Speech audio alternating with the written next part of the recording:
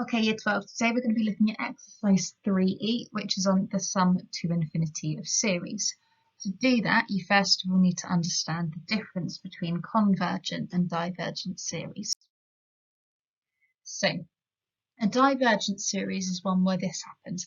As n, so it's like the number of terms in the series, goes towards infinity, so it gets larger and larger and larger, the sum of the series will also tend towards infinity. It will get closer and closer to that.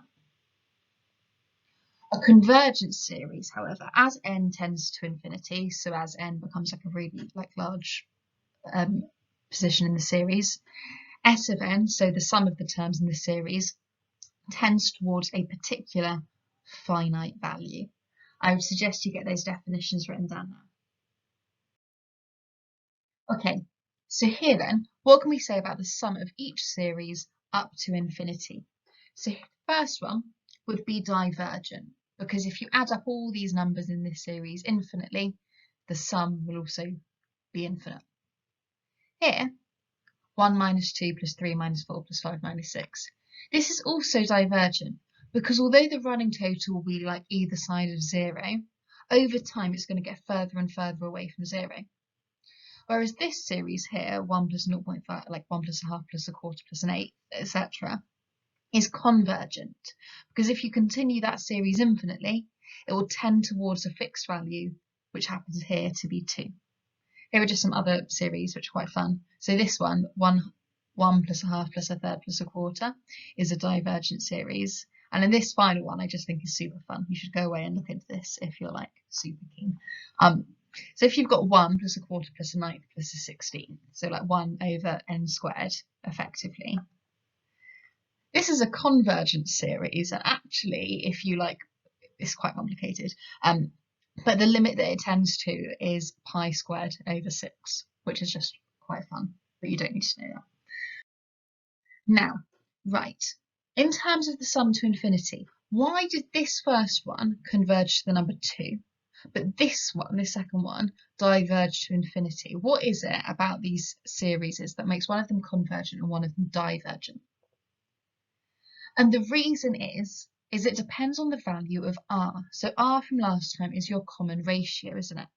So when r is between -1 and 1, or the modulus of r is less than 1, the terms will get smaller, and that will make it converge. So this bit here is really important. A geometric series is convergent if the modulus of r is less than 1. Fine. So, thinking now, providing that that is true, what will happen as n tends towards infinity? So if this is true, what is going to happen to the ratio to the power of n as n tends towards infinity? Oh, sorry, I meant to click on this. It's in the wrong order. What will happen as n tends towards infinity? R to the power of n will go towards 0. And that's because if r is smaller than 1, something smaller than 1 will get really, really close to 0 as the power increases. So, how can we use this formula we looked at last time, the formula for the sum of a geometric series, to find the sum to infinity? Well, what we would be thinking about here, let me just switch to pen. Right, because the r to the n bit is becoming super close to 0, as we tend towards infinity, all we are left with a brackets 1 minus 0 over 1 minus r. Now on the top, 1 minus 0 is just 1, or 1a, so we're just left with a over 1 minus r. And so this is the sum to infinity of a convergent geometric series. Please make sure you've got this written down. For a convergent geometric series, a over 1 minus r. Okay, so just really quickly running through some examples then. So here, remembering that a is the first term in the sequence is 1, r is 1/2 because that's the common ratio, and to find the sum of the series, all you do is 1 over 1 minus 1/2, which gives 2. For the second one then, a is your first term, so 27, R is your common ratio, which here is -1/3. And so to calculate your sum to infinity, all you would be doing in your calculator is inputting 27 over 1 minus 1/3, which therefore gives 81 over 4. And so on. Here A is going to be P, your common ratio is going to be P, and then your sum to infinity is P over 1 minus P, A over 1 minus R. Here A will be P, here R will be 1 over P, and here your sum to infinity is this P squared over P minus 1. All you would do is substitute and then rearrange. Okay, so then for this question, we are told the fourth term of a geometric series is 1.08. So U of 4 is 1.08. Now, we also know that in a geometric series, any term can be expressed by the form a r n minus 1.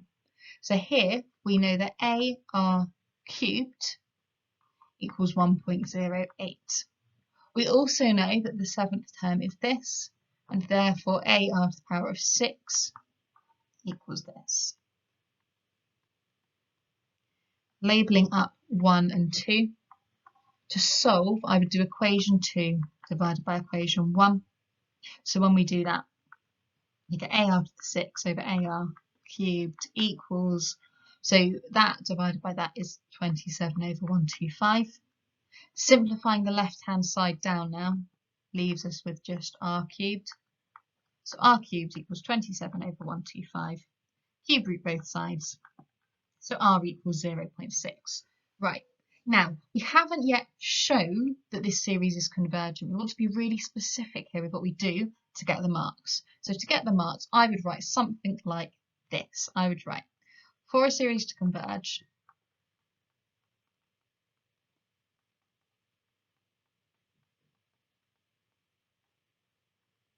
the modulus of r is less than 1.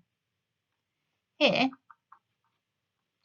r is 0.6, which is less than 1. Therefore, this series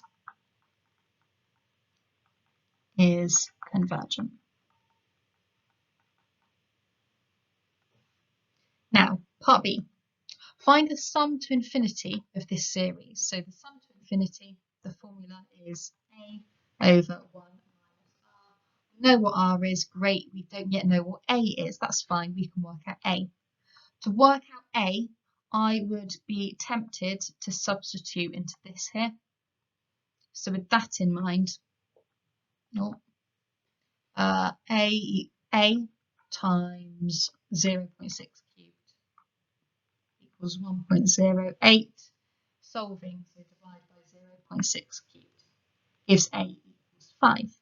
So then all we need to do to find our sum to infinity is substitute. So it's 5 over 1 minus 0.6. And when you input that, you get the sum to infinity is 12.5. That's your final answer for part B. Here, question probably slightly harder again. We are told for a geometric series with first term a, find common ratio r, fine. Then this here, this notation is important. The sum of the first 4 terms is 15. So at this point, use your formula for s of n, which is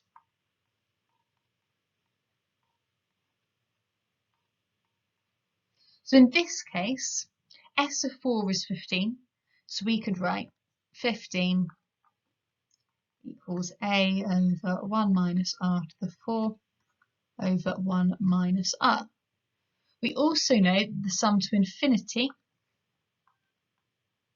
which is just a over 1 minus r, is 16. Oh, sorry, 16 equals a over 1 minus r. So we've got these two equations now, equation 1 and equation 2, and we're trying to solve to find r. My suggestion for how you rearrange that is rearrange this one here. So you get 16 lots of 1 minus r equals a. We can then substitute that for a in the first equation.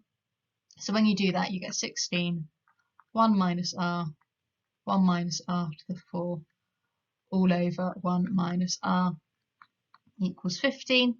We can then cancel through this 1 minus r and this minus r there. And so now we have got to 16, 1 minus r to the 4,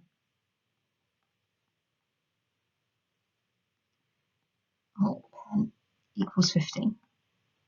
We can therefore get 1 minus r to the 4 equals 15 sixteenths. So we get negative r to the 4 equals minus 1 16th.